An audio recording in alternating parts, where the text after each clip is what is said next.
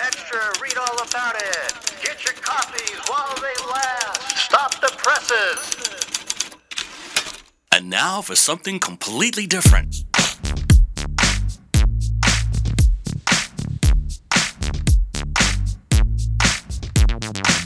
Are you ready for a little truth? Are we not entertained? Wisdom is the proper use of knowledge and experience. There are no safe spaces here. The truth shall make you free. It's showtime! So you want the truth, but can you handle the truth? Well, here's another fine mess you've gotten us into. Now that's entertainment. Enlighten me a little. What you say is quite logical. And what did we learn? Prepare yourself for a little sensory overload. I came here for the truth.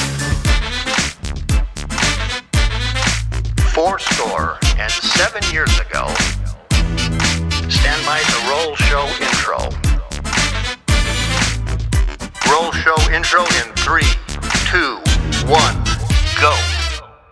This is the Craig L. Hayes Show. Hello, America, family, friends, and listeners all around this planet we call Earth, home, or something like that. This is the Craig L. Hayes Show, and I am Craig L. Hayes. Today's date is the 1st of July, 2024. And as we spoke in the last episode, this will be episode 2 with Mike Criswell, a good friend of mine. And we're going to continue. It's a long episode. Our first one was about an hour, almost an hour and a half long, and this one could end up being even longer, knowing the subject matter we're heading into with this and some of the stories. We're going to keep everything PG-13 and make sure everyone knows that our lives behind the scenes on Las Vegas showroom stages are quite interesting. But anyways, I just want to welcome back Mike Criswell to the Craig L. Hayes Show. Oh, that's you. That's me. Yeah. I know you're old, but that's Mike Criswell. That's your name. I was off trying to think of memories and stuff, and I got lost. Well, this is the second time you've got to hear the opening song that our good friend Talbot Snow and I put together. What do you think? I love it. I think it's totally unique, and it just you can't top unique and great. I mean, Jiminy Christmas, I love it. Well, good. Glad you being a musician. I take your opinion on things quite high. Oh, thank you. Anyways, we'll go into a little bit more, I'm sure, as we go along the way. We're going to go to stuff at Riviera, and we'll also talk about some of our interactions in your recording times with Talbot Snow. From Sound Masters Recording Studio. Here in Las Vegas. Yes. Great musician, person, unbelievably talented. Yep. All those things. Yeah. And we get to call him friend. Mm-hmm. Anyways, let's go back to the Frontier Hotel. Well, that's what we're talking about getting ready to head over to the Riviera. We're talking somewhere around the 1983-84 mark. Correct. So we're going to go and tell me about what was going on at the Frontier that made you go, yeah, I could make the jump again. I left Sahara Tahoe, went to the Desert Inn in Las Vegas, left the Desert Inn, went over to the Frontier, and now you're going to make another jump, which is not unusual for a stagehand. In fact, it's probably unusual. You only made a couple jumps into different hotels. Most stagehands I know, they last a couple years and they go and go and go and go. They get 5, 10, 15, 20 places in their career, and you've probably had 4 or 5 maybe, or whatever? About 5 or 6. Okay. Yeah, we'll get to them. Okay. So, anywho, let's go back to the Frontier. You're wrapping up your career time at the Frontier, your time at the Frontier, not your career, but your time at the Frontier. So tell me about that, and then what made you go to the Riviera? Siegfried and Roy, after they decided not to go with star policy anymore. Brought Siegfried and Roy in. And about a month into that, I just was not of a mental state to handle a production show of redundancy. You know, the same Siegfried and Roy. I couldn't handle it. So I asked Todd, and I said, Todd, I can't do this and everything. He says, well, I'll tell you what. I've got the convention area, and I got 3 lounges here. I'll put you in charge of all of them. I said, okay. So I did that for about 2 years. I got our jurisdiction back from the engineers in the convention center, which I'm proud of. I found out that I started working, slowly acclimating. I mean, talk about old gear. I mean, they had the old piano dimmers, the big stick. It's about 3 foot long, and you'd lock it into place, and you'd pull it up, and that was your dimmer banks, and all this. And there's about 7 or 8 different presets and such. And this is real analog here, boy, real analog. Anyhow, so I did that, and the engineers, at first I was worried because I thought thought I was trying to take back their jurisdiction, this, that, and they said, God, no, we want you to have this. This is a pain to us. We don't want to have really anything to do with it. Anything you need, just ask, and et cetera. So they were very accommodating, and they gave us back the jurisdiction for that hotel, Frontier.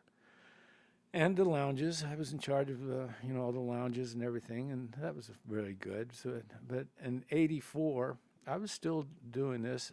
Ed McDonald, who was the stage manager at the Riviera, who was also one of the Tahoe boys that I had met up in Lake Tahoe and became kind of infrequent or indirect, if you will, friend. See him every once in a while, but we all of us, Ken Wernstrom, etc., Ron Kruger, we all became kind of tight. They were the North Shore boys, we were the South Shore boys. Anyhow, Ed came over and talked to Todd and said, hey, you got Mike here. And I said, and Todd said, yeah, blah, blah, blah, et cetera, et cetera. And he says, oh, I need a stage electric. So Todd called me in, and hi, Ed, et cetera, et cetera. He says, I want to know if you'd be interested in coming to the Riviera to do deck electric. I said, I looked at Todd, and I said, is that okay with you, Todd? Because I didn't want to abandon Todd. Todd was very good to me. Yeah. And he says, no, I think it's a wise move. I think you need to do this, et cetera. So I made the move to the Riviera. We had solid gold. I loved the music, it was a lot better. It was a production show, but they had cute girls and everything, and stories there, but we won't go there, huh, Greg?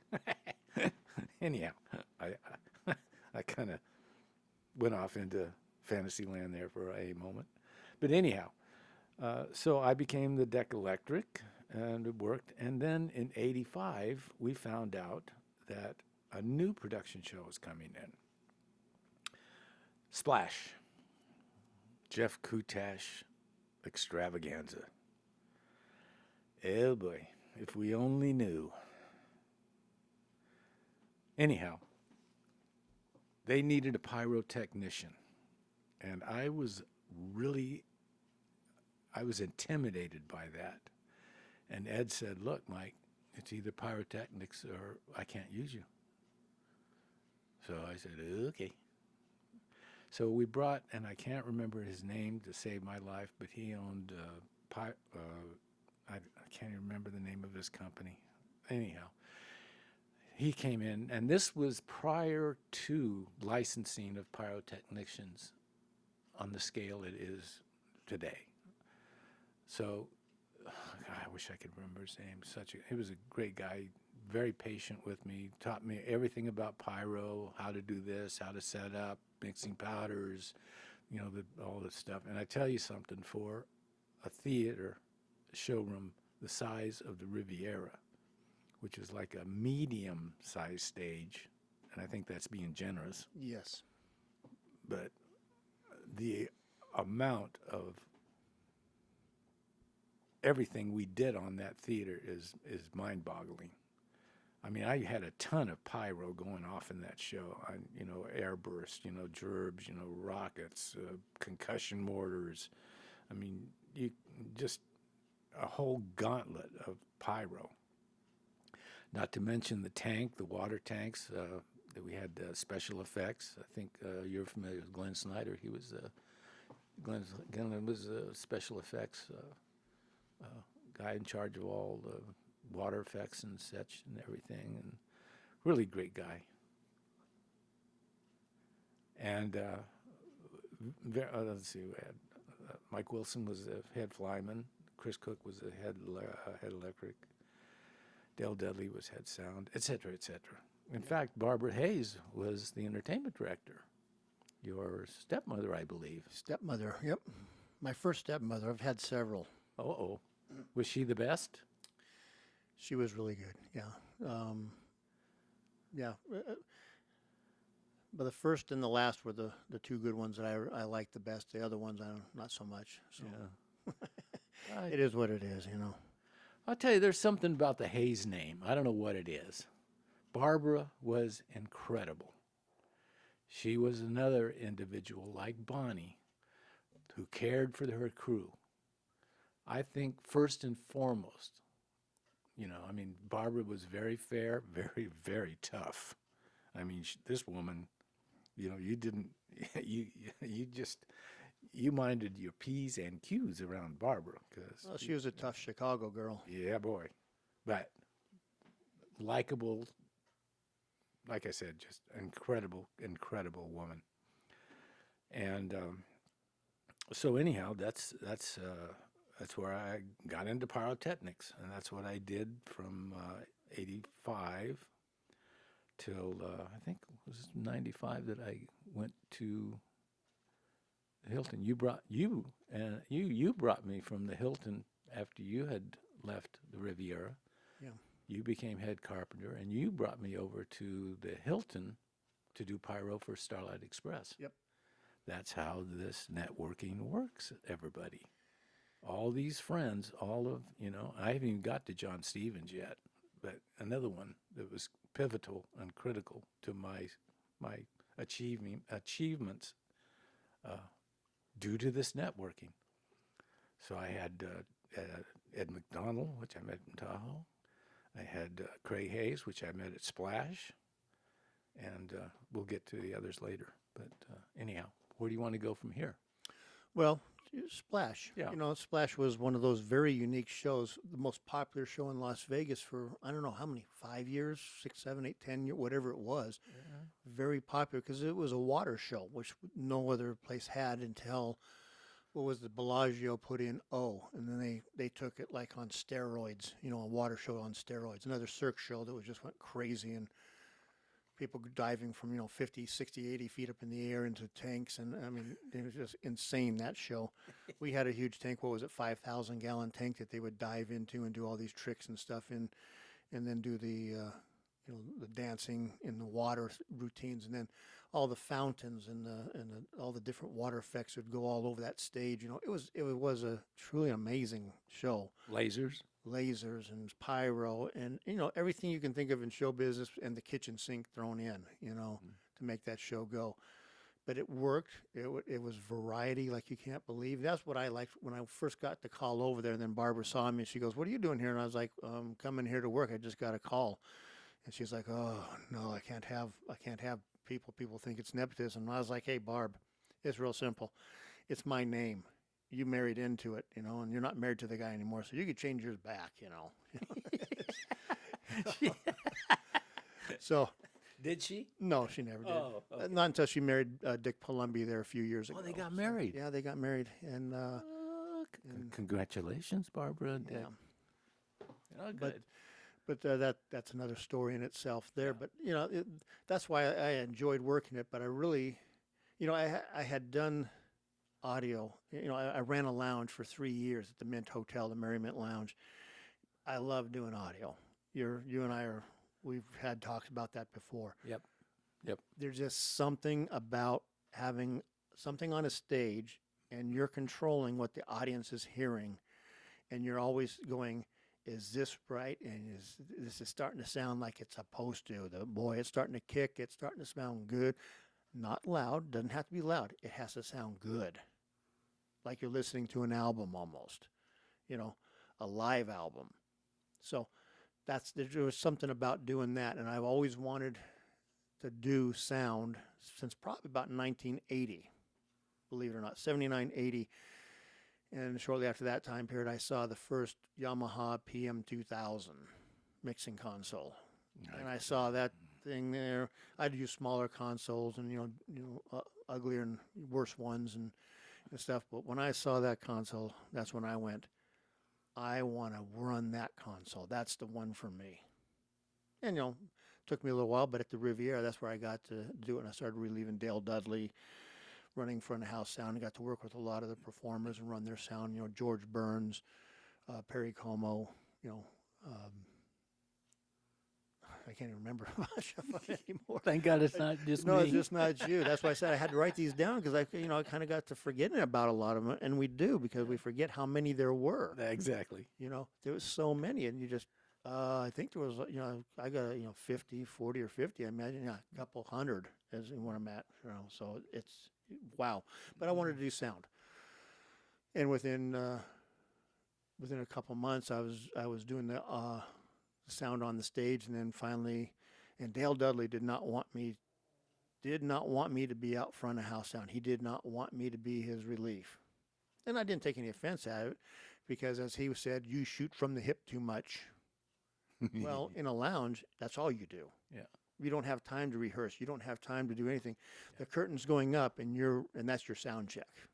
That's it. You hit the button on the thing, ladies and gentlemen, the Treniers or whatever. Boom, you turn the mics on and hope you get it right. And in a couple songs, you're trying to get it, so you got a mix going. Well, I had never had to do it as a disciplined show like Splash. We had 2 reel-to-reels, a cart machine. You could have a full orchestra. We had singers on stage. It was just crazy, all the stuff that went on that stage. But eventually, Dale gave in because Barbara said he's going to be your relief because he may be a little unorthodox, but he's good at the job. And within about 6 months, Dale Dudley loved me. He thought I was the greatest thing around. So. And as he would say, he goes, you mix a better show than me, as Dale said. He goes, I like the way I do it, but I think your show has just got a better mix on it and stuff. To each their own, and that's the whole thing. It's to each their own on this stuff. You're just trying to do the very best you can and make it so everybody can hear everything in the show and make it clear and make it present and stuff. But anyway, that's the story about me. I'm here to talk about you. I've not even talked about my stuff on any of these. Yeah, don't go to sleep on that one. But anyways, that was that part, and that's when I started work. But you started doing Splash, and you were there from what year did Splash open? 85. 85. Can I interject something here? Yeah. When you talked about the PM 2000, going back to the Frontier real quick, and when I took over sound there, they had the worst sound system, and like the Desert Inn, the booth was up in the light booth. The sound at Desert Inn was the most incredible sound on the strip, without a doubt. Stardust had the same system, which was quasi stereo, way ahead of its time, especially for the technology.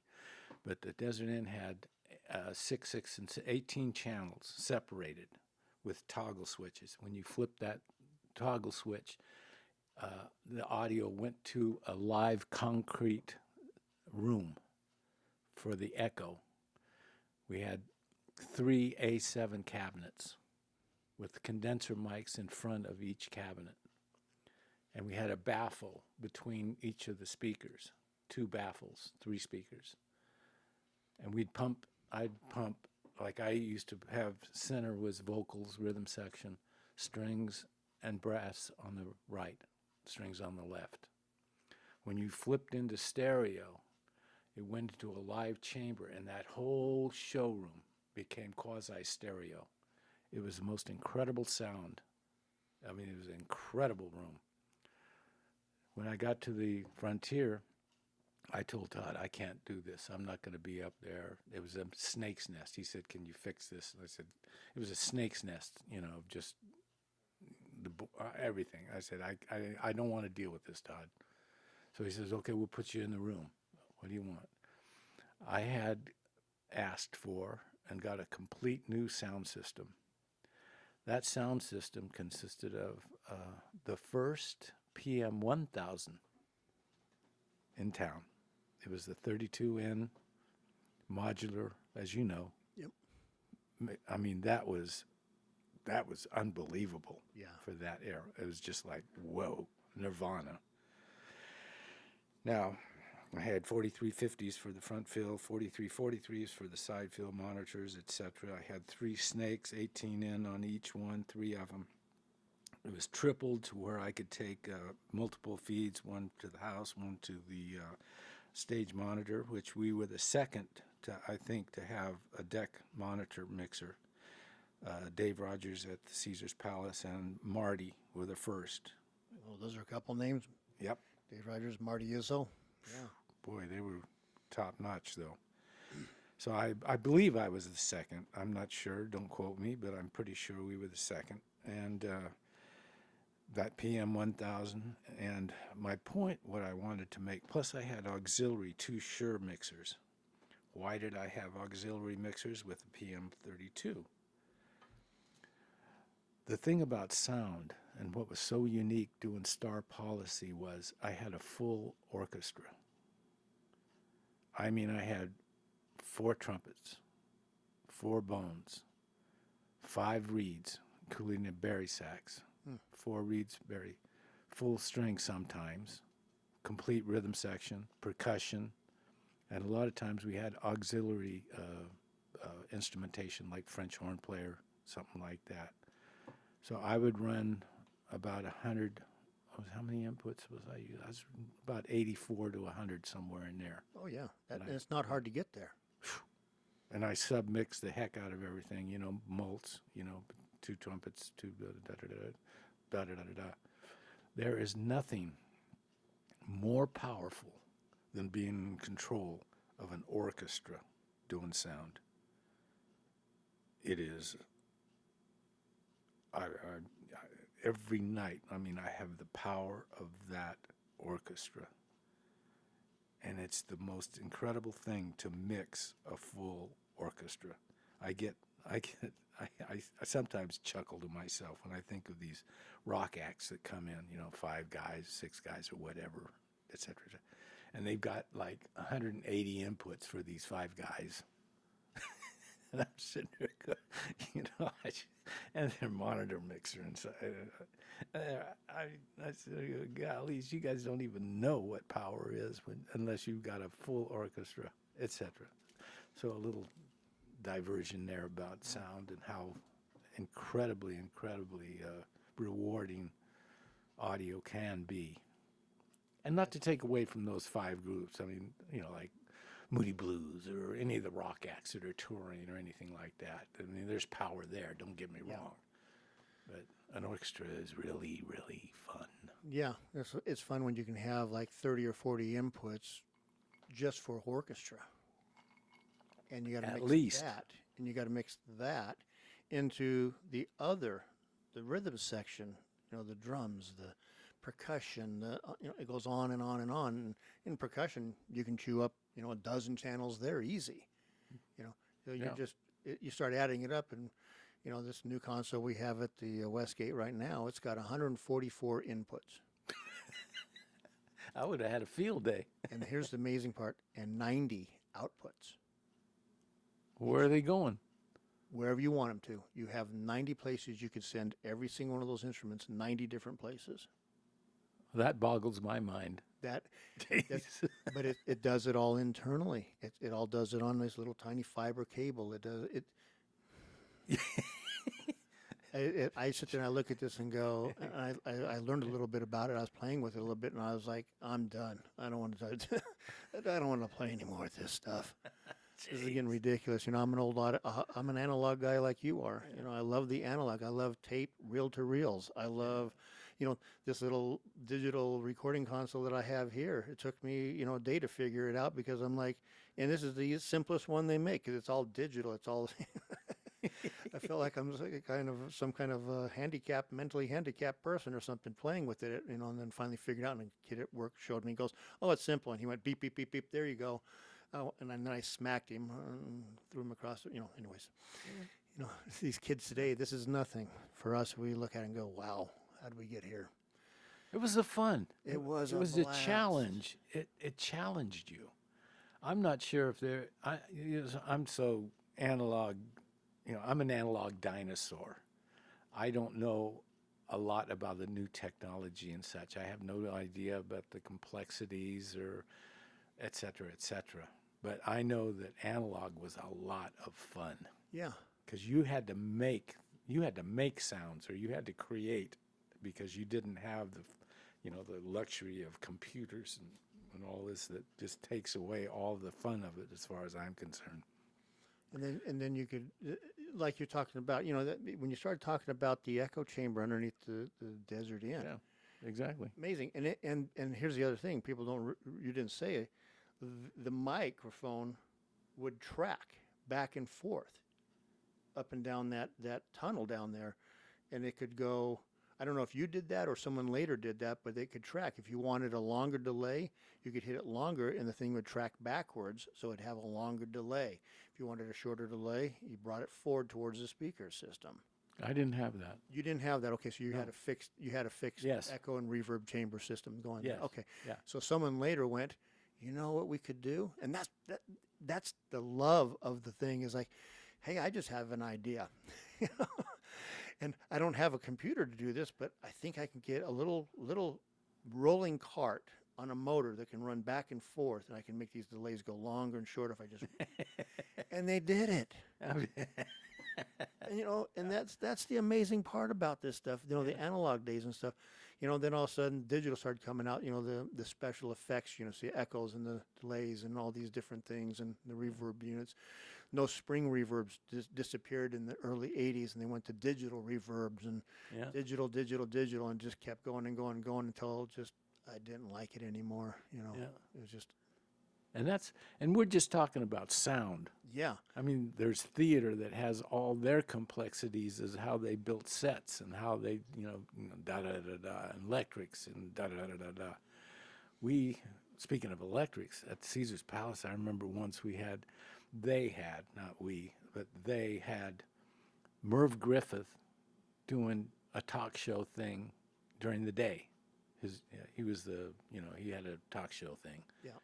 So they'd do that, and then at night they had their star policy or whatever, and they did shows at night. We had to run 4/0 cable. 4/0 cable is very heavy and very thick. Yeah. It's 400 amp service cable is what it is. Yeah. Yeah. About an inch thick. Yeah.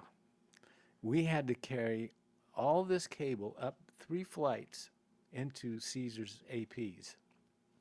Because in those days, you might have a bar of pars or Licos or something like that. But that's it. Maybe 4 on a bar. And then each one of those had to have one of these 4/0 cables, and they were heavy. So we had this cable going up and down these staircases, probably knee deep, if not thigh deep, and about 3 feet wide, just full of cable, heavy and cable. And they would use like 5K and 10K instruments, for the lighting for the TV show. I mean, these things were huge Licos, big mounted, unbelievably big instruments. I didn't do a lot of movies or anything like that. That's another aspect of union life is the movie industry. There's a whole aspect of theater and everything that that the union's involved in too. It's movies. So anyhow, we installed this sound system at the Frontier and it was brand new, state of the art. But now, obviously, the PM 2000. It took it into the analog or dinosaur actually stage. And back to the Riviera. Back to Splash. Back to Splash. Splash was an animal unto itself. Like I said, all these things that were discussed that Craig and I had mentioned and such on this stage that was really, Very small. I mean, the proscenium was like 50 feet yeah, and 20, maybe 21 feet high. And how deep? 30 feet, maybe? It was a small stage. yeah. Tiny stage. I'd give it maybe 40 feet, but that's, I think, being a little That's luxurious. generous, I think. Yeah. But it really was amazing, all the things that was done. And, I got Jeff Kutash, anyhow, but it's amazing what he got accomplished on that theater with that show. It really is. Every inch was used. I mean, there was no storage anywhere in that place. And, a lot of it had to be stored outside. Sliding doors opened up and stuff brought in for it. And, I just boggles me. But then again, that's theater. Yep. It had to be done. Somebody came up with a way to do. I mean, getting that tank in. You remember? Was you there when I we was brought not the there tank? when you guys opened it. I didn't come over till early 88. We had this. It's a acrylic tank. Is that right? Yeah. It was. Like Craig was saying, it was like what, 30 feet wide, 15 feet high. Yeah, probably good 12, 15 feet high. Mm, About 5,000 gallons were in there. 5 feet deep or depth. Yeah. So, and these girls did their aerobics, water aerobics and stuff in it. But getting it on the stage was like, I mean, they had cranes. They had to crane the thing in, and then when they had to bring it through these double doors, the stage exit doors and such, if you will, that were barely. I mean, they designed this to barely get through those doors, and it was like almost like break out the grease, Yeah, so we can slide it grease this through. thing. Yep. It was so heavy. Like I said, I it's hats off to Kutash. I mean, to put that show in there and operating and running for as long as it did. He tough man to work for. Yeah. But hats off to our guys, too. Well, they made it happen. Our guys make those things happen. When producers come to us and say, here's what we want to do, and you get that, you stare at them for a minute, and it's like, is this the joke or is this serious? Oh, this is serious. This is serious. Okay, let's think. How are we going to do this? And chain motors everywhere to lift this thing, to move it across. Yep. It just gets crazy at a certain point. You just go, this whole thing's insane. Yep. And once that thing got positioned, it did not move for like 16, 17 years or however long it was in there. Yeah. But it was, but everything, the floor tanks for the water. I mean, all the technology to get these fountains to work on cue and this and that. And remember, we didn't have computers. Nope.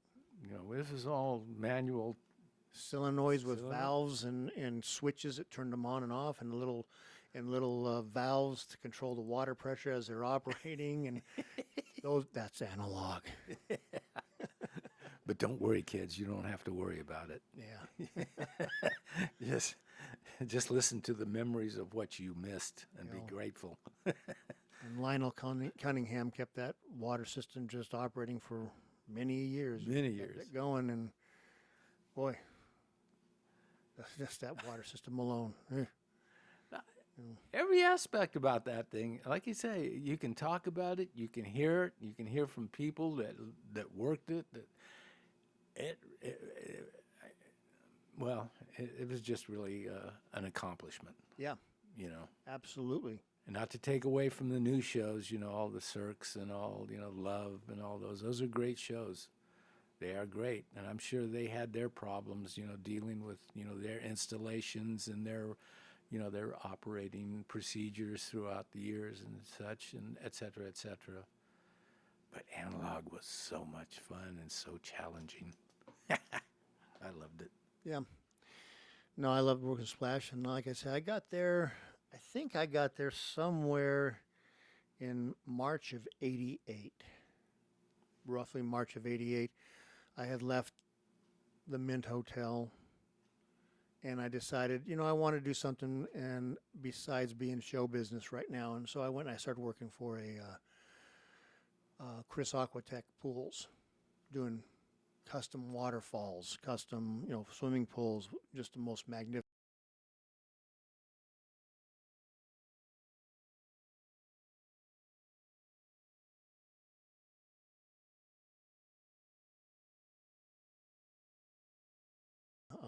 I love building stuff. Can't make any money at it. It's outside. It's miserable. It's cold in the winter and it's hot in the summer. And after less than a year, I'm like, I'm going back into the showrooms. They're air conditioned. It's nice in there. I'm headed back there. And that's the point. And during that time period, I'd done a lot of show changes all over town, like we've all done. And kept popping into the Las Vegas Hilton on show changes over and over and over again. And but eventually, got into the Riviera on a call. Basically, it was an ASAP, and that was the day I started working with you, and I met you the first time, and everybody back there, and I'm sure everyone's looking, well, who's this guy? I am who I am, whoever I'm going to be. And yeah, within a short time period, you and I had started talking about music and started talking about different things that we both enjoyed. And that was a time shortly after that Talbot and I started putting together the first album, with the recording studio and stuff. So it was analog. Just had to sneak that one in, huh? Didn't sneak it. I'm going to point a point. It was an analog recording studio, 16-track reel to reel. But it got some great sound. I did a lot of my work there. Yeah. Recorded, I think, 6 or 7 songs with Talbot during that era. Yeah. And, we shot off we did a video for one of the songs, and you blew off a lot of pyro and flame projectors. Pretty crazy stuff there at the Riviera. Thank you, Jeff Gutash. I got to tell you, speaking of pyro, one night, I had a concussion mortar in the show. Yes, I know. It was choreographed. All these dancers knew exactly where they had to be when certain pyrotechnics went off. And I was extremely safety conscious. I had one incident. It wasn't a bad one, but it was thank God. I'll mention that in a second here. But I had this concussion mortar, and it was right on the stairway, stage right, as the stairs came off the tank onto the floor. It was mechanized to where it'd slide, and it would come up, and it would be steps. Remember, and they used to slide down sometimes, and sometimes they walked down. Well, this one night, one of the dancers, for whatever reason, I used to go down and wait. I had it timed to where I watched everybody and everything, so I knew they were clear, because it was a concussion mortar. Yep. And it was a pretty good sized pop. It was a very good pop. Yeah, it was pretty. So I'm looking. Okay, everything's clear, safe. Okay, I run back to the board. I'm getting ready. Stand by. Go pyro.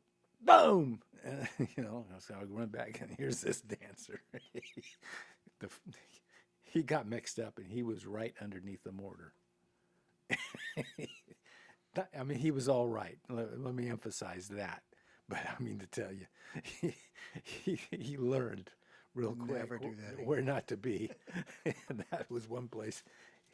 He came off looking like Wile E. Coyote. Yeah. I mean, he was so. I mean, it's easy now to look back and kind of chuckle about it. I was scared the heck out of me. Yeah. I mean to tell you, and he just came off, and he was rattled. There's no doubt about it. He was rattled. And I said, God, I forget his name, but I said, are you okay? He says, yeah, I'm okay. I'm okay. Yeah. So that was probably That was probably the worst, thing. But thank God he was okay. He didn't have any hearing loss or anything like that. But he sure knew where not to be, and all of them learned from that. But It's serious business. it is very serious. And that's the thing. It's like this isn't a joke.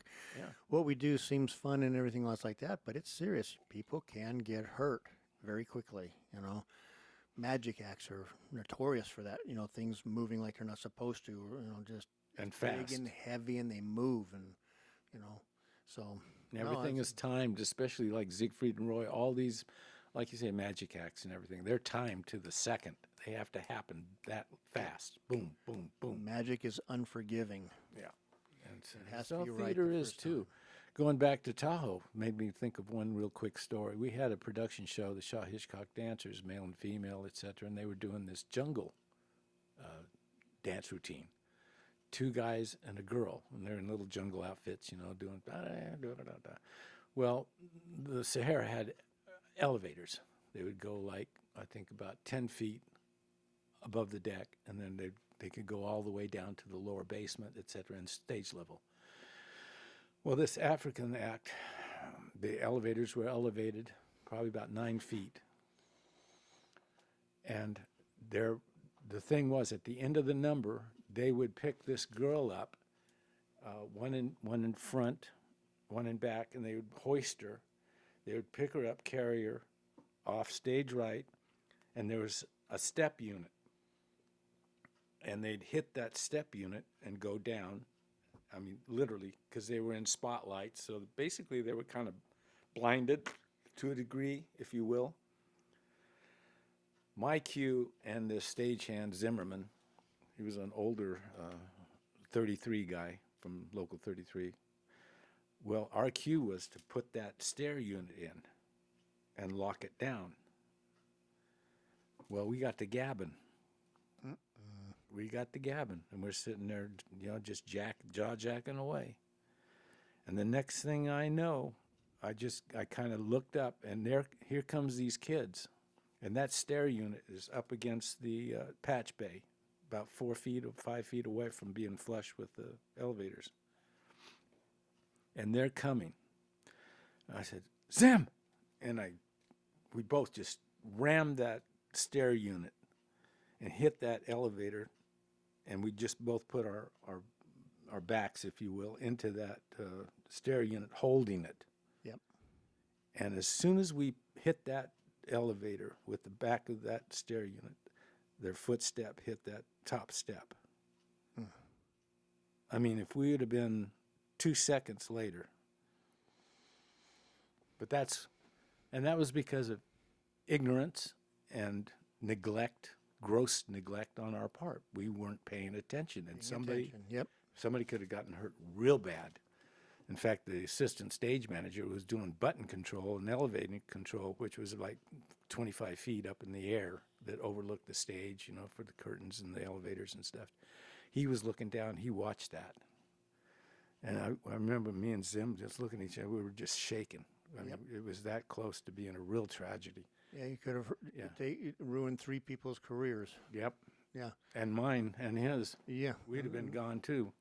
And on top of that, I can say about dancers, the women dancers are the toughest women on the planet. I mean, they do these things, and they do these crazy stunts. Some of them do these crazy dance routines and stuff like that, and they fall, they get dropped, they get all stuff, and they get right back up and they go and do it again. Yeah, they're tough. Women dancers are just tough. The guys, I think, are wimpier than the women. On as far as dancers go. But anyway, that's my opinion on them. Yeah. Same show we had. We were doing it was a different number during this segment, a different day and everything. We had these huge, like 30-foot plywood banners. They came to a point. They're like 3 feet wide at the top, and they came down to a sharp point. And it was a Spanish number. She was doing like a little flamingo kind of, dance thing, She got out of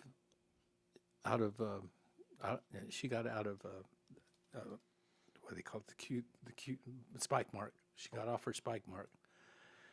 And these things came in fast.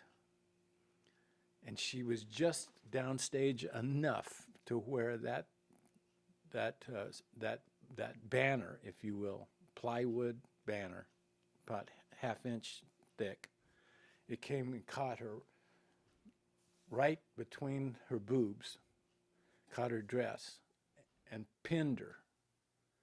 And if the railman hadn't been paying attention and stopped it before the spike mark, because it was supposed to go down all the way to the floor, if he hadn't been paying attention, it would have pierced her.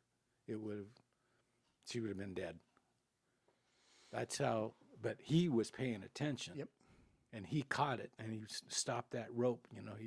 He stopped it. And like I said, it pinned her down. The set piece was in her chest, and it left a big mark there. But fortunately, it didn't hurt her per se. But if he hadn't stopped it, she would have been dead, no doubt. So, caution, paying attention. Yeah. It's the ultimate thing in theater, because things happen real quick. And if you're not paying attention, bad things can happen. And moving pieces are heavy. Extremely heavy. And they don't stop on a dime. No. When it takes 2 and 3 guys pulling on ropes to move something, things do not move easy, and they don't stop easy.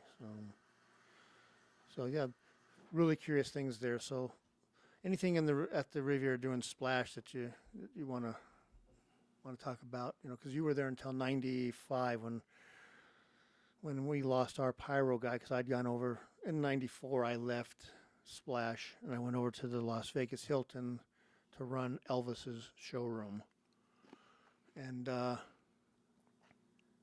graduated from Splash basically. I'd gone as far as I could go with Splash, and it was time to take on something big. I didn't realize how big of a project I was taking on when I went over there for Starlight Express, Andrew Lloyd Webber's musical. And after about a year or so, I think we lost our pyro guy, and that's when I think I gave you the call and said, "You like it over there? You want to come over here?"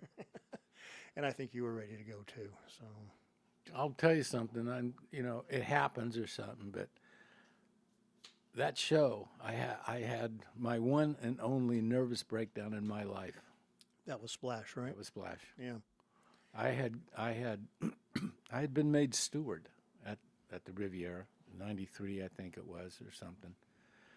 And there's a couple of things I'm proud of. Phil Carter and I, we got the crews to be totally in black, all black, because everybody used to show up in all these different, design things and Levi's, and it was unorganized. I mean, Yep. Splash actually was a hell house. It was the most difficult stage, other than maybe the Tropicana. I think they kind of had their history. Nothing anybody's gloating about or anything, but it was a tough, theater to work. There was a lot of, there's just a lot of stuff going on that shouldn't have been going on, but it was the era. Things were flowing freely. There was a lot of animosity. There was a lot of, Alcohol and chemical. yeah. A lot of that floating around too. Yeah. It's nothing you can sit there and say it didn't happen. It did. It wasn't good. But it's showbiz. It's in society. It's everywhere. Yeah. And so anyhow, when I became steward,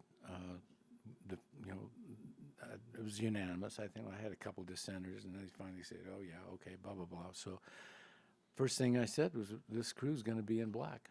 "Oh, okay. You mean the stage crew?" I said, "No, everybody." "Oh, well, you mean the electricians and spots and the stage crew?" "No, everybody. Front of house, everybody." And they fought Phil and I tooth and nail on that. Finally, they accepted it, and then things started to kind of settle down a little bit. I mean, everybody was looking the same. Everybody, it was a good improvement. It's a unified look. A It's unified. thing on all aspects. Yeah. Nobody was better than anybody else. It's the great equalizer per se. But it not only was good for the crew, but it was good for management in the sense, union body looking like a professional union body, as opposed to a bunch of guys in different outfits, different whatever you want, ragged Levi's or this, that, blah, blah, blah. It was an organized looking body. Yep. And there was a change. The second thing I did was, and I was proud of, I went to the heads of the convention center, and I said, "Look, I've got this crew over here. We got electricians, we got carpenters, we got this, we got that, blah blah blah." And I said, "We have the right of first refusal." And they said, "Well, yeah, we didn't know, blah, blah, blah, blah." So I said, "Look, this is what I'd like. When you need labor, I want you to come to me, and I will assign you crews, Not everybody on the crew wanted to do it. No. So I made a list of electricians, carpenters, sound, etc., whomever, whatever, that wanted the extra work. And I started my own little dispatch. Yeah. I had everybody, and I'd rotate them. Everything was fair and above board. And I kept records of it. And so, I need 5 carpenters, I need 2, then I need a sound, blah, blah, blah. Well, go over there, blah, blah, blah. And they'd work. They'd make extra money. They were all happy. I never took one call. Everybody would say, "Mike, you need to take one of these calls." And I said, "It's fair. You doing this, doing that. You should have." I said, "No, I don't even want to have that possible, blah, blah, blah, etc." The third thing I established, and I take credit for it, and there's I think Kay Bovino, I forget Kay's last name now. Forgive me, Kay. Carrie Kist and everything. But I established a work judicial thing. We had, like I said, a lot of problems on that show, on that theater. So I had a body of rotating individuals. It would be me as steward and 2 others. And I'd rotate it like every month. Anybody on the crew, and I made a sheet that said the complaint, what the complaint was, this, that, and everything. Anybody on the crew could come to me and get a complaint thing and fill it out and tell me what it was. It was a precursor to the appeals committee. Yeah. And I was doing that at the Riv. So that eliminated a lot of the animosities and the problems that were going on. I'd bring them in. I'd say, "This, such and such." I wouldn't tell them the name. I just said, "You've been doing this, and you're, it's alleged you did this, blah, blah, blah, blah, blah." That brought a fairness to Splash. Mm-hmm. And before it went to the hall, we resolved probably, I'd say 60% of the issues. I was proud of that too. No, and that's a good thing to get going on that. That's, anytime you can solve a problem before the hall even hears a whisper about it, you do it, because you don't want to start that whole process up if you don't have to. Exactly. And everybody appreciated the fact that it was fair because it was rotated. I pick whomever. If somebody wanted to be on it, I said, "Okay, you can do it." But it was a month or however, and it wasn't a lot. I mean, it's not like we were just inundated, with 20 or 30 cases or something. It'd be 5 or 10 sometimes a month or something like that overall. But anyhow, I was proud of those aspects of my career. Yeah, and I find the thing that you didn't take any calls, just, because what happens is a lot of times you start taking a call here and there, and you have a certain amount of people in any union, on any stage, on any trade, whatever you want to call it, and they start talking bad about anybody and everybody they can. And so you not taking it was a smart thing on your part, because that was like, Well, he takes all the calls and he doesn't dish them out, because they do that. People just do that. They're never happy, and they want to just throw trash out all the time. It's like when I was steward at Splash. I paid my own dues. Yeah. I paid my own dues. I wouldn't didn't let the hall pay them and such.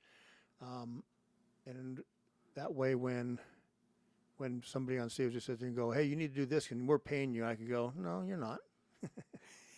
You're not paying me a penny, guys. I'm paying it all myself." Yeah. That way, you have to take that other thing. A lot of stewards take it because they don't want to pay that $200 a year. Yeah. Steward stamps and stuff. I didn't think about that. It never dawned on me. I just thought it was a perk for being a steward. And that's what it is. never thought about You make that. a whole $2 and something cents a day or whatever it is. It's, Speaking of power trips, what's that? one thing all the newbies and everybody in theater, you start out and you're working and let's say you become, you go to a head position, head electric, head this, and then maybe you become a manager or something. Then maybe you become an owner of a company or something, but your basis was in the union. There's a lot of our members that once they become a manager, the ego steps in. I am the power. The power. Thou shalt listen, thou shalt do, and thou shalt shut up. I am the power. Yeah. And, it. All I'm saying is remember where you came from. Remember that you're responsible for these people. Treat them with respect. Treat your managers with respect also, and it'll come back. Yep. So that's remember where you came from and be humble, regardless if you're in charge or if you're a worker. And I can also say I've had some pretty good managers over my career. Yeah. Had a couple of really bad ones that were just, how did you find your way even into this hotel? I'm amazed you found your way here. But at the same time, if you have a good relationship with your managers above you, it makes your job easier. I've lucked out on a lot of that. Yep. Especially being the head carpenter at the Westgate. It's you got to have. You're the buffer between management and everybody below you, and you get it both ways. Whatever's happening, you get it both ways. But Riviere, any stories? Any fun stories you can tell that are PG-13? Because that was a crazy, crazy stage.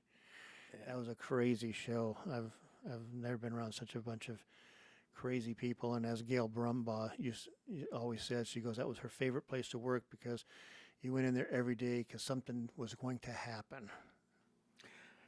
Well, one thing there's actually two incidents. We had, the quick one was we had two members that were at each other's throats big time. And we had the Globe of Death. Remember the Globe of Death with the motorcycles, this huge circular steel cage, and these motorcyclists would do their number inside the cage. Yep. Going, 30, 40 miles an hour in this little confined, blah, blah, blah. So we're striking the Globe, and I've got one member on my left and his adversary on my right.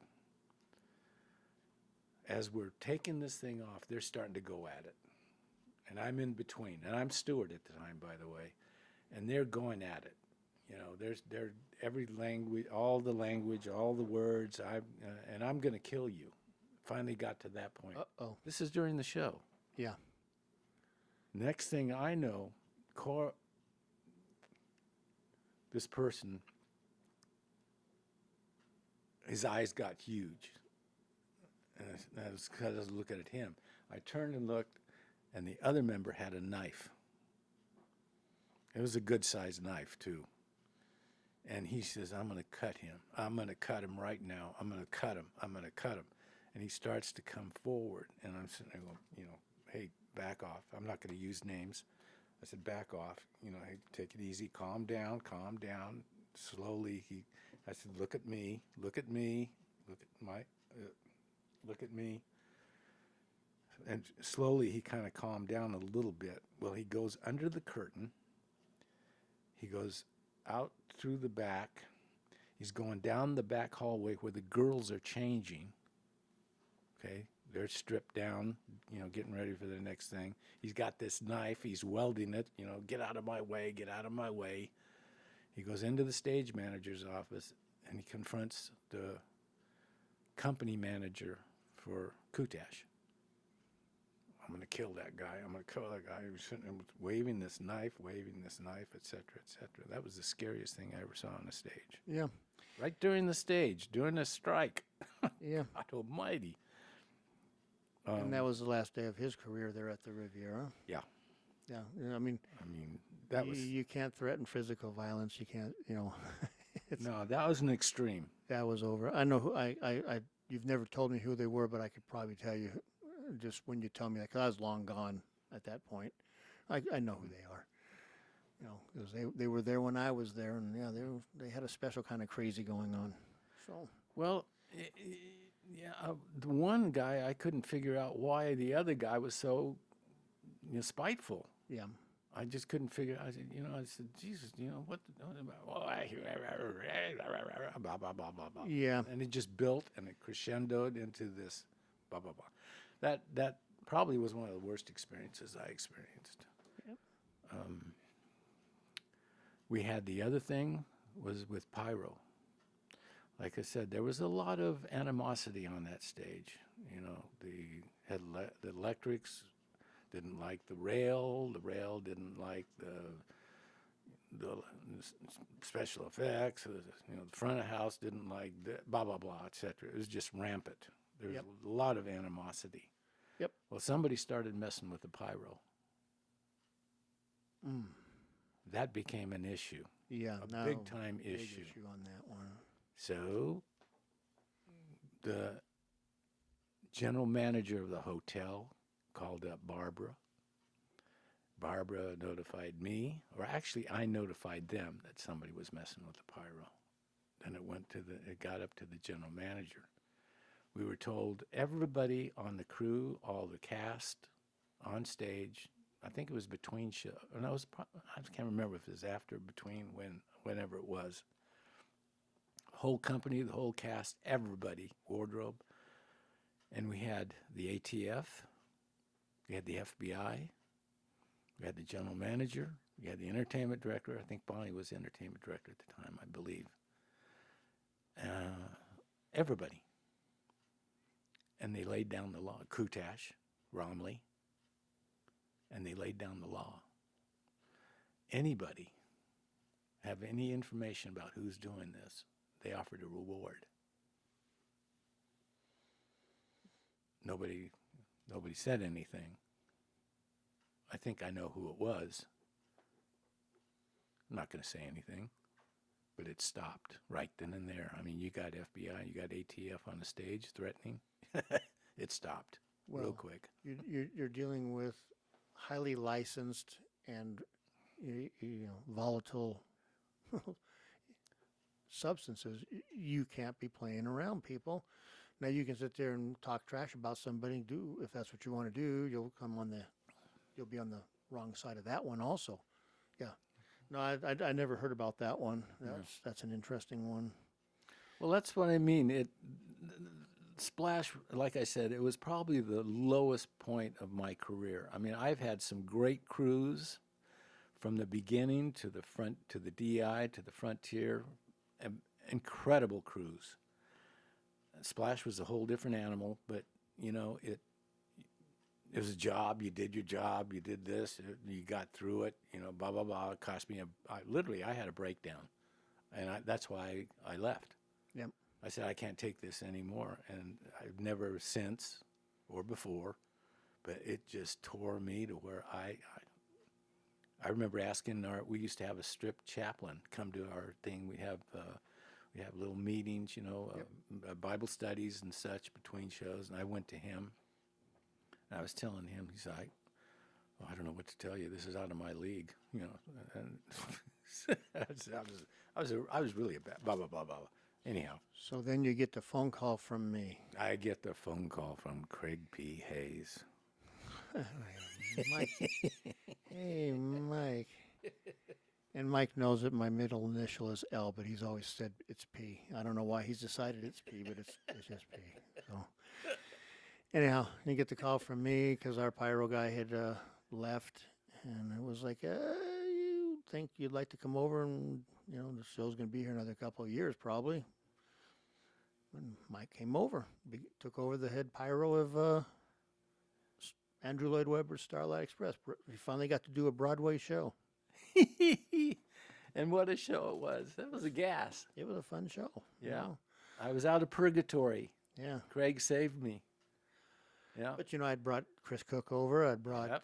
I started cleaning all the people out of Splash, basically, and bringing them over. I think Helmuth too, right? Didn't Helmuth work? Jerry Helmuth had gone to Caesar's Palace. Mm. And then when they closed Caesar's Palace, that showroom there, that's when I brought him over and when we were doing the install on in the show operation of Barry Manilow's first run. So, yeah, those are interesting times. And then, but as I told those kids that came into the show, all shows close. Sometimes they last a week. Sometimes they last one night. Sometimes they last 30, 40 years. I'll pause it for right now. The phone ringing here. It's called live theater.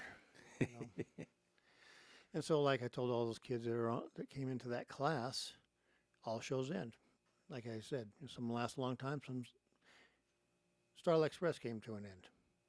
And when it ended, some changes happened around the place, and they kept cutting the crew back and back and back. And unfortunately, you were one of the guys that got cut after we did. I think was it Penn and Teller Sin City show or whatever was the last one that you really got to work on that one? I'm scratching I remember we did Oak Ridge Boys. Remember that one? That was the last time that stage looked like that, Yeah. And then after that, we did, it got changed over, and then we did Penn and Teller's, TV show on FX.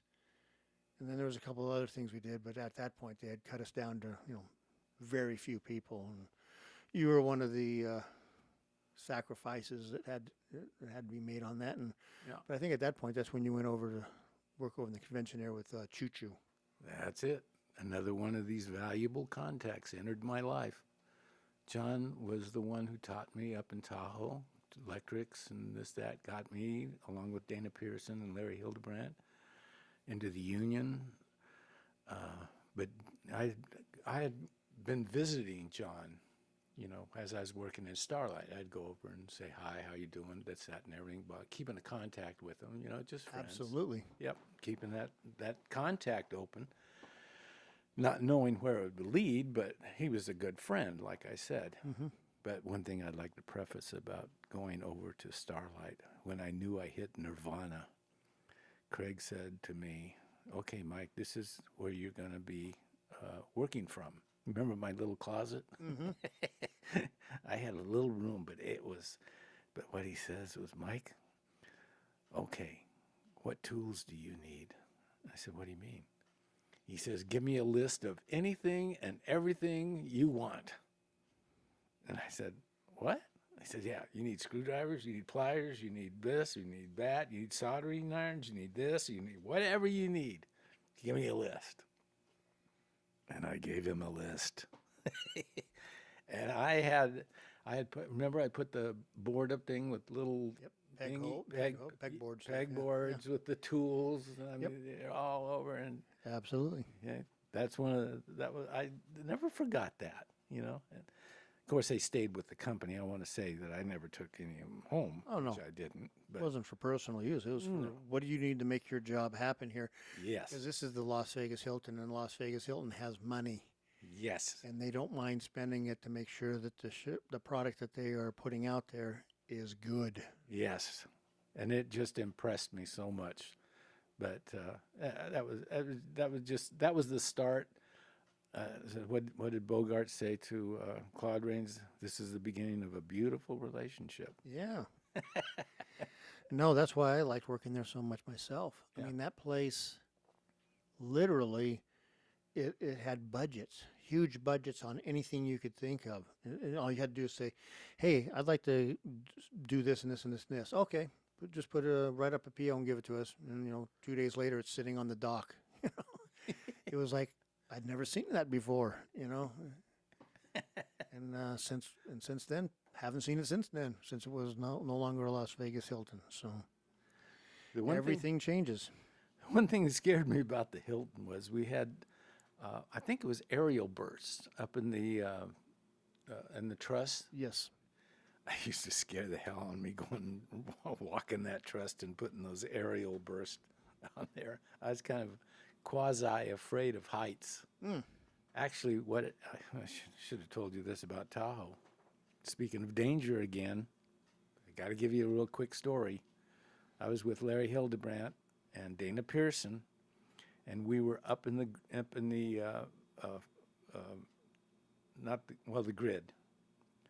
And you know how you have shivs, with the Oh yeah. the shivs and stuff for the pipes, and you can move the pipes like maybe 6 inches or 8 inches or something, Yeah, whatever you need to upstage, move 'em, yeah. downstage, right? Well, up there, we were moving some pipes so we could get some Openings. electrics to fit. It was like 2 feet square.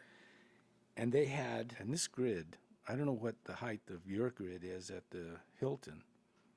I think ours was 90 feet. Ours was like 70. Ours is 70, 71, somewhere in there. Well, I don't know. I'm not sure. Don't quote me. It could be the same.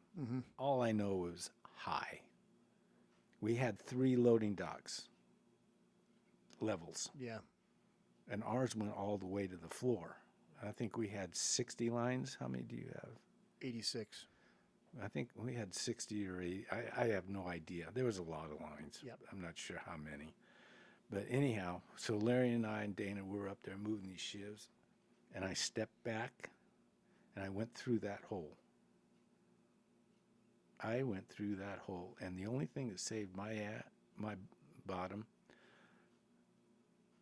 and me talking here was my arms came up, and I caught myself.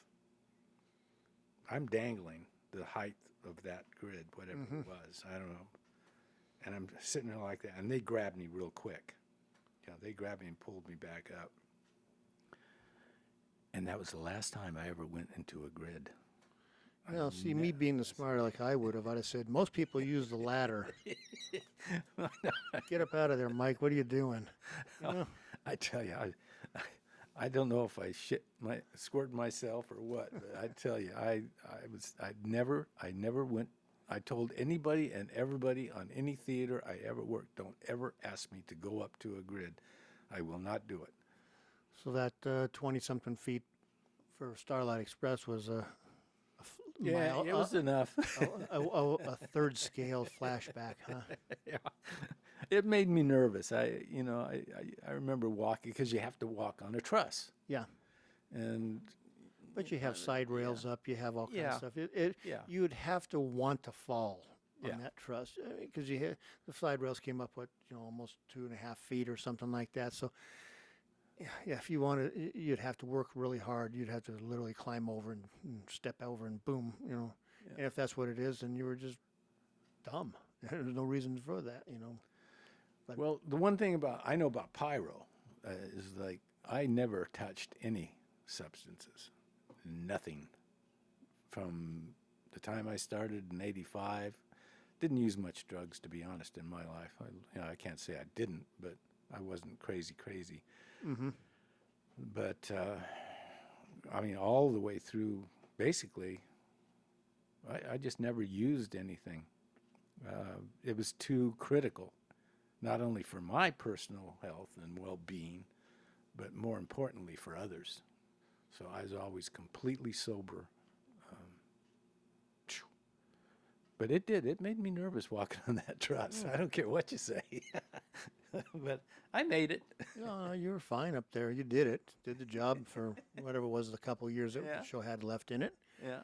And it was a nice job. I mean, you got your shows, you got your hours, you got, there was never a thing about we're broke. You know, we're the Hilton Corporation. We're broke, so the show you can't get You know, never heard anything like that in that place. That was the beauty of it. You know, And loved basically, the working crew there. got along.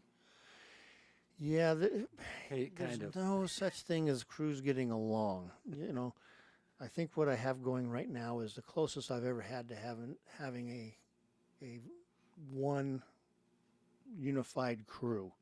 And enjoying everybody that's working there and everybody that's the head of departments, and it's because I've been through, I don't know, 6 or 7 head audio guys and 3, 4, 5 whatever head electrics, and I usually get a good head electric, and then you get a sound guy that's a pain in the butt, and then something will happen, and then they'll switch, and then the sound guy will leave, you'll get a bad guy in, then this guy will leave, so as always, you never got right now, I've got 2 of the best guys I've ever had, you know, as a good audio and good electric.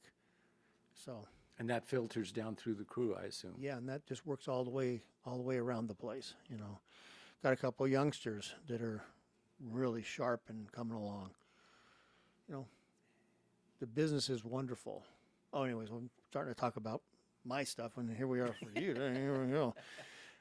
So you left there, you went out to work in the convention areas, and you have to understand, and I know it is, convention work is hard on your joints as far as I'm concerned, because the convention centers are huge. Yep. And all you do all day is walk and push things into place and move things over here and then put them back in a shelf. Then you take them back out the next day and put them somewhere else. And you're on carts, you're on all kinds of stuff, and it's just moving stuff, and it just never ends. Never liked it. I never did like convention work. Can do it, just never liked it. I love being in a showroom. I love show biz. So then after you did the convention area there for, how long were you out there with Choo Choo? John Stevens. Yeah. That's his nickname, is Choo Choo. Yeah. And Ken Warnstrom was another Tahoe boy that I met up in Tahoe, who became an asset to me, because he and Tim Allen was on the crew, and John and Pete Mims. Yeah, thank you. They taught me. I knew sound. I knew electrics pretty much, but the AV part, you know, the visual, you know, the projection, you know, all the aspects of, you know, projection, et cetera, I had to learn. And they were, you know, they took their time, you know, they taught me this, that, and everything. And I learned, et cetera. So here again, contacts. Those 2 contacts were extremely. John Stevens was so critical, because when I came from Tahoe, John said, look me up and everything, kind of haphazard, you know, you just, you know, well, look me up, you know. I showed up on his doorstep, June 15th, 1973, in my Volkswagen camper, which is outside still. It was about 110 or whatever, and I drove into town. I arrived about 3 o'clock in the afternoon, toasty, and I just basically showed up and said, here I am. He put me up for about 4 months. He got me established in the local, took me down, introduced me, got my this, that, and everything, got my first call at Caesar's Palace, breaking up ice. Remember the ice shows at Caesar's? Ice shows. That was an animal unto itself. Yeah.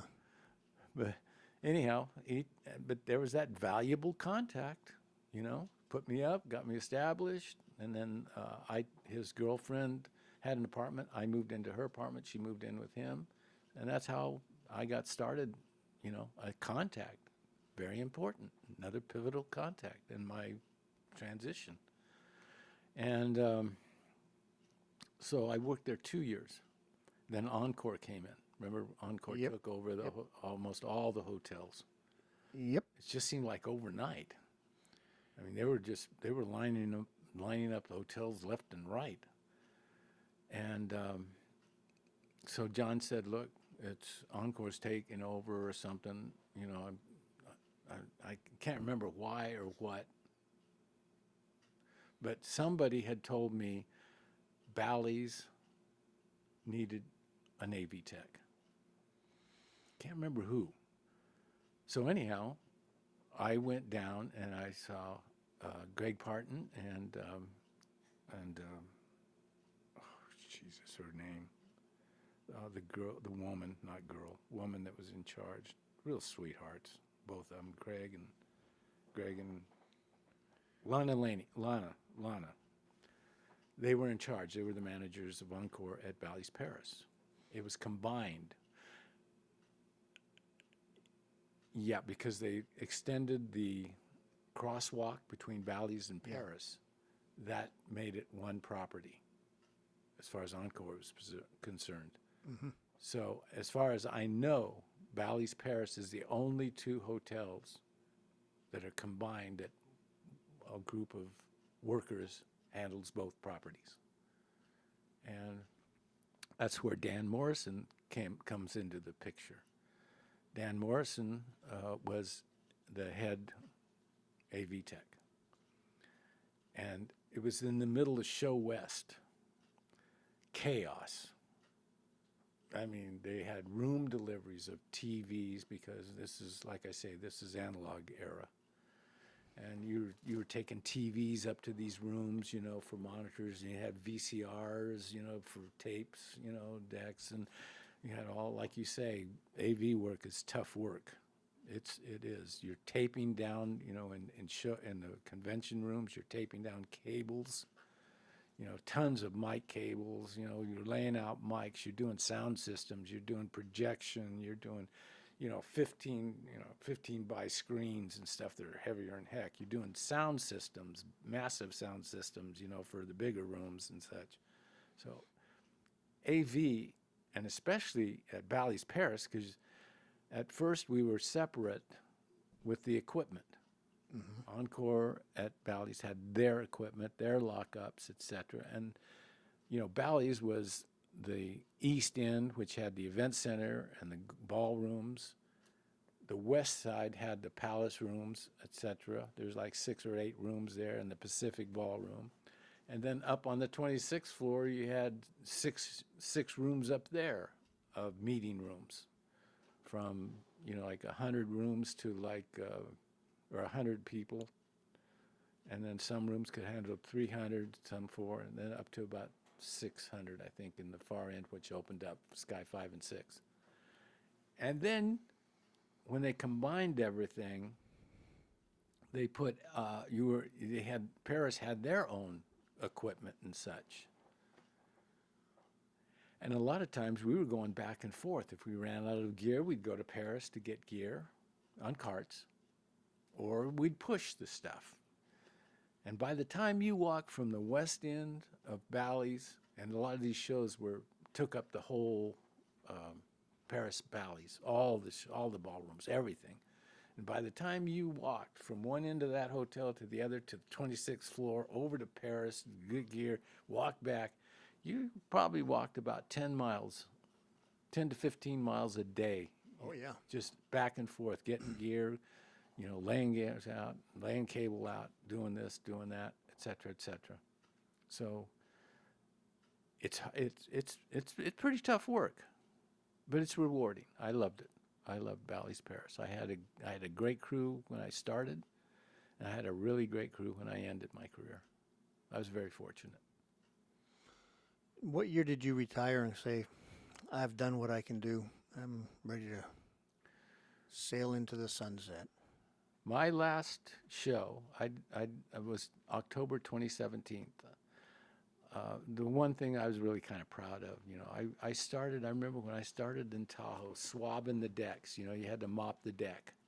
You put Coca-Cola down for the dancers so they didn't slip. And, you know, it was one of those, you know, analog days. Mm-hmm. You had to vacuum the side stages, etc. You did it early. And I remember saying, I'm going to the top. I am going to the top. I don't want to be, you know, I want to achieve. So anyhow, at Bally's Paris, I got the opportunity. Keith Purser and Christina, they were project managers. Keith gave me my first TD job. And was a little intimidated at first, you know. I mean, you're in charge of crews. So they gave me a crew about like 5 or 6 or something like that, you know. And then it became, you know, 10, 15, 20, 30. Mm-hmm. Then it became, you know, not just a room or, you know, like the event center. Then it became the event center, the ballrooms, the bronzes, and all that. Then it became not only the event center, ballrooms, then it became the 26th floor and the palaces. So I grew as a TD, you know, with all these crews from, you know, like I said, from 5, 6 on some crews up to like, I think 80. I think I had 80 on a crew once. And I loved that. Mm-hmm. I tell you, and here's a humbling experience. When I became this TD, like I said, it was one of my first shows, and it was in the event center and the ballrooms, and I had a pretty good sized crew, probably 30, I'd say. And everybody has to sign in. First thing you're taught when you get to work, sign in. That puts you on the insurance. That lets everybody know you're there, et cetera, et cetera. Well, I'm making sure everybody's there. This, that. Well, some members aren't signed in, so I'm thinking either there's a no-show, no-call, or they're late, or something, blah blah blah, et cetera. And I come to find out they're on the dock, unloading a truck. And so I went to this member and I said, "Hey, get off that truck, come in and sign in." Well, he got in my face. "I've got to do this. Don't tell me what to do, blah, blah, blah, blah, blah." And we went round and round, round and round and round. And I kind of complained about it a little bit. I said he's not paying, but I was very good with crews. Mm-hmm. Overall, I had a very good rapport with crews and such. I learned, like I said, always respect your crews. I learned that not slowly, but all the crews I got along with everybody. I just had this like this. Then it dawned on me, Mike, you're the one that's at fault here. Why so? Instead of demanding him coming off the truck and signing in, take the paper to him and have him sign out there. He's not disrupting his work. And this is anybody that's like that. It's, da da da. And so it taught me a lesson. And most of them would always come in, sign in, do everything right and everything. But I learned a lesson. If they're a little late or they're doing something, just go to them. Don't they have them sign in? What's the big deal? Little things like that I learned. Learn to respect people instead of being demanding. And I was demanding, and I was wrong. I don't know if I agree with you being wrong.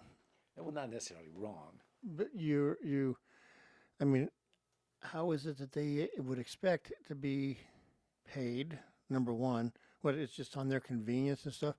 Yeah, mine is, if I see somebody working and if I've seen the sheets, I go over and say, "And you didn't sign in, why?" "Oh, yeah, I forgot." "Yeah, well, let's get it taken care of, guys. Come on, Yeah. Because number one, if you're not signed in, something happens to you, you don't work here. That's it. If you're signed in, now we have to deal with it, so. That's true. But and it's not like a lot of guys did that. Yeah. Occasionally one or two every once in a Yeah, while. Or something. you're just going to have that happen once in a while. Yeah. But overall, that was the highlight of my career per se. Being, being in that position, in charge of so many people and responsible. I mean, golly, there were shows that you cannot believe. There's so many things that happened that. I mean, just you talk about going up wet. That's a stage term for you're just barely making it in time. Mm-hmm. The show goes up wet. I mean, I had a bunch of those shows too, where just it's like you had so many areas, and you're trying to watch out for so many crews doing so many different things that as you concentrating on one area, the other area lags behind. And then they're making bad decisions about how to achieve whatever it is, laying out the sound systems or whatever like that. Well, anyhow, we went up wet, but we went up. The show must go on, and if you're doing it right, it will go on. But to answer your question, I retired October 2017. Nice. And You had a nice 7 years out of the game. at Bally's? No, just out of showbiz. Oh, You've been out of show business for 7 years. yeah. And I tell you one thing, it goes fast. Yeah, it does. It goes real fast. Which brings us to our next thing. Uh-oh. You're working on a music project, or wrapping up Oh. a music project. Let's hear about it. This podcast is about Mike. So let's hear about this thing. And this podcast is brought to you by Sound Masters of Las Vegas for all your audio, video, and DJ needs. That's There's where a, I there's- did it. There's a plug for Talbot. There you go. Yeah, well-deserved plug. Yep. Now, Talbot, I met through you, I believe.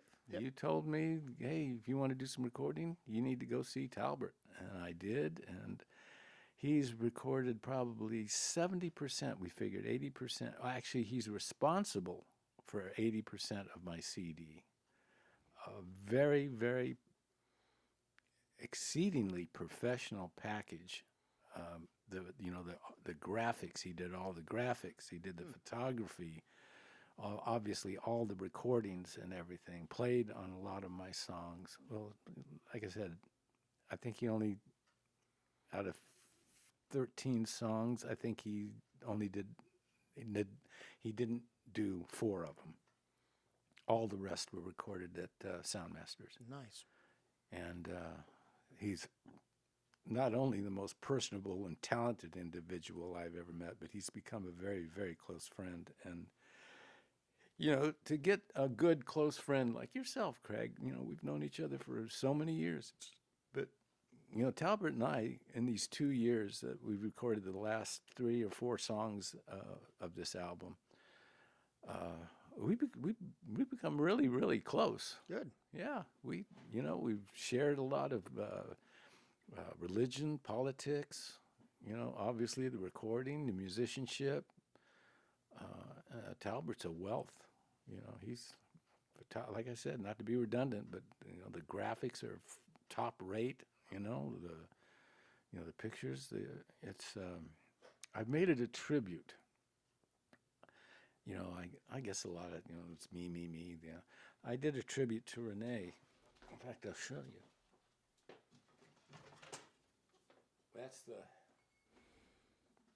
That's the cover. I know you folks out there can't see it, but I'm showing Craig that's the cover of the CD. And then I put my wife, a poem thing that I wrote for her.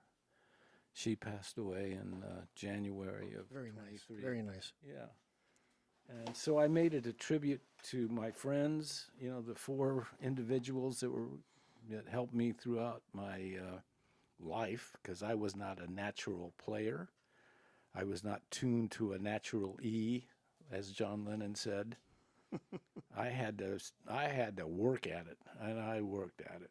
I beat the heck out of my guitar. And I had songs come to me, et cetera, et cetera. But I made this album as a tribute to them, the individuals that taught me timing. Mark Morris, who was the sound engineer. He was a very good friend of mine. He taught me timing. We spent hundreds and hundreds of hours playing Beatle cover songs. I mean, tons of Beatle songs and writing songs and such. And he was a very close friend of mine. And Mark passed away in 2002, I believe. And a friend of mine from high school, in my first garage band, Joe Sciarrino, an extremely, incredibly talented and popular entertainer in California. His is joesciarrinoband.com if you want to check out Joe Sciarrino. And Talbert, of course, he's listed there. And then part of it, like I said, was for Renee. That's the CD cover there, Oh, okay. or the CD disc. That's what the disc will look like. Which is a picture of my wife and me hugging each other. But anyhow, I wanted it to be not just Mike. Okay, we had just a little bit of an interruption with the cable company trying to get access to the back, but that's all over and we're back. But the album's called Sinner and Saint. Michael Criswell. There's 13 tracks. Nice. Can't wait to get my copy. Yep. Anything else you want to say on this? $15.99 cash check or money order. You get a free copy. Does anybody want to? Does anybody even have CD players anymore? I know I do. Download stuff. So, what else would I like to say in conclusion here on this on this interview? Anything about show business, or any insights? Because you've given the kids or other people a little bit about our business and such, and have a good time. Gollies, this is one profession that you can. I mean, I don't care. Most all professions, you do something long enough, you're going to become complacent a little bit. It's going to become routine to a degree. I mean, ours is pretty varied. That's what I'm saying about theater. It's so, it's so varied in so many aspects of different, aspects of theater, of, television, of movies. It's all encompassed by our local, the international also, et cetera, et cetera. And the other thing about a union is, if you get tired of Vegas and you are a union member, you can go anywhere in the country. Now, New York and Chicago and LA might be a little tough, but you got a card. And you can always break into their locals. So yeah. So there's a lot of good things about becoming a union member. There's a lot of responsibility. There's a lot of personal integrity that has to be met. But it can be extremely rewarding, and it's a really interesting profession. It keeps you on your toes, and in fact, I got my gold card. That's when you're 75, and I don't know how many years. It's going to be in 2028. It'll be 60 years for me as an IA member. 60 years. And I worked. I wasn't like a bounce, or I worked from the time I started until the time I retired. I just worked. I never thought about retirement per se, but I hear a lot of people now, especially with the economy, the way, this is gone, that is gone, they think so much about retirement, the pension, and it's important. oh yeah, that's why we're working. That's why, yeah, exactly. That's what you work for. That's the gold ring, for all you that's old enough to remember. On the merry-go-round, you'd go around, try to get that gold ring. Gold ring. Yeah, well, that's it. The reward is all those years you've put in, all the memories you have of what you did and what you experienced, and all the friends that went with it. That's what it's all about. Yep. Now, you want a really funny story? Let's have it. This is probably 60. This is the first year I was in theater, 67 at Tahoe. Very young, 20. Really kind of naive, very green. We had Vicky Carr. Vicky Carr was like a Latino kind of woman, very, very beautiful. She had a major hit with, I can't remember the song, whatever it was, major hit, and she was very well known probably. She was starring at, Sarah Tahoe. She used to do this number, her big number, and she started on the piano. And she had this chiffon kind of dress gown kind of thing, you know. And she would start on the piano, and there was a stoop that she would slide off the piano, hit the stoop, and go running towards the audience singing this song. Well, she did this for however long, 3, 4, 5 days or something. Well, this one night, she comes sliding off the piano, and her dress caught on the piano hinge where the sheet music is, and it tore her gown. It put a slit from about her knee up to her hip bone. I mean, it was a pretty big gash.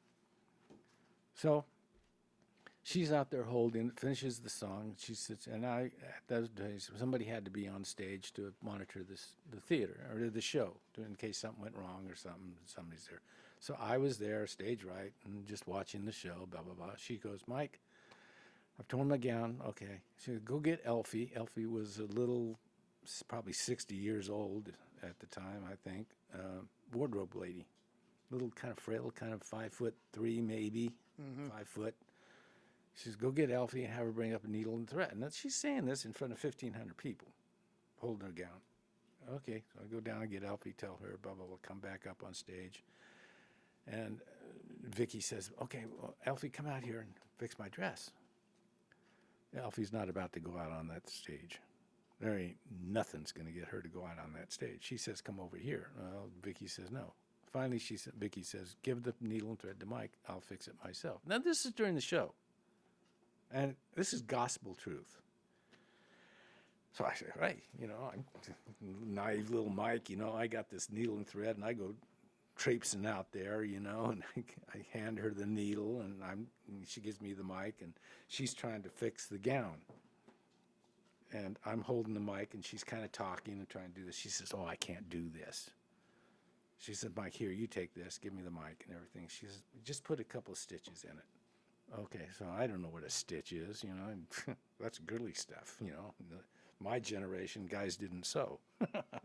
That's girly. Well, anyhow, that's not going through my head. All right, you gotta do it. The show must go on. The entertainer has spoken. Do it. So I start out. She says, no. You gotta go underneath and do it. You know, you're gonna do this right. Hand up the dress time. Hand up the dress time. So I start, and I'm on my knees, and I lift up the gown, and I'm trying to I'm working myself around so that I'm completely under her gown. And I'm sitting there trying to, you know, put a stitch in or do something because I don't know what the heck I'm doing. And finally, after about 3 or 4 minutes of this, what the crew called looking like a pig trying to get out of a poke, you know, just poking the heck out of her skirt, and she's kind of, I feel this tap on the top of my head. And all of a sudden, I turned around, and you know what I'm staring at. Yeah, I'm staring at it. And she has a bodysuit on, but my nose is darn near right. and so I'm facing her, and all of a sudden, she put her hand down over her gown, and it just kind of slid down over my face and came down to the floor. And I'm sitting there looking up at her, and she's looking down at me, and the audience has been laughing their asses off this whole. They're dying, yeah. They're dying. I was so embarrassed. And it was the best number they'd ever seen. Oh, God, I was so embarrassed. And Vicky says, that's okay, Mike. Don't worry, we'll fix it. We'll fix it after the show, but I appreciate you helping me. I kind of crawled off the stage as quickly as I could. But I'll tell you, that was true. That was true. Showbiz. Showbiz. Yep. The show must go on. Well, that was unison. That was harmony. Yeah, harmony. Well, Mike, thanks for being the guinea pig on this first and second podcast interview with Behind the Scenes. And the reason Mike got to be the first one up is Mike has helped me get this up and running. And actually the microphone he's talking on right now, he's going to let me use as part of the podcast case that I carry around. So I'll have Mike going around with me all the time from here on out. This is my vocal mic. We'll talk. Thank you, Krager.